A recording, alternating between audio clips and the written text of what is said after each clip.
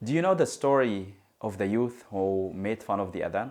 After the battle of Hunayn, when the Prophet ﷺ and his army and the companions were outside of Mecca on their way to Medina taking a break, and it was the time for one of the prayers, there was a group of youth. One of them is called Aus, was about 16 years old. They heard the Adhan, they started repeating it jokingly. They were not Muslims. And the Prophet ﷺ heard them, and he said, one of these youth has a beautiful voice. These kids or these youth, they came to the Prophet ﷺ.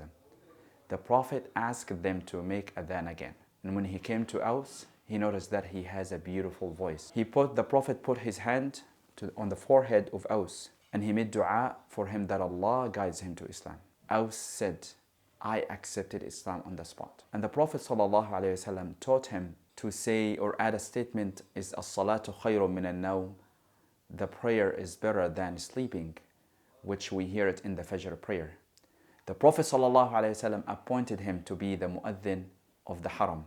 Aus said, I loved Prophet Muhammad ﷺ so much. I never shaved my head after he put his hand on my forehead because how much I love the Prophet ﷺ. Although these kids, they made fun of the adhan, but the Prophet ﷺ did not punish them. Yet, or instead of that, he called them. He found that there's one of them, he is talented. And he wanted to highlight the talent of that young man. And he used it for the benefit of that young man and later on for the benefit of the community. And subhanAllah, this is what we need to pay attention to, the little mistakes that the kids are doing. They have talent that might go unnoticed and over time will fade. As we go by the saying, if you don't use it, you will lose it. Make sure that you correct any mistakes for the young ones in a gentle way, learn from the Prophet ﷺ, find out their talent, use it so they can benefit themselves and they can benefit the society, inshallah.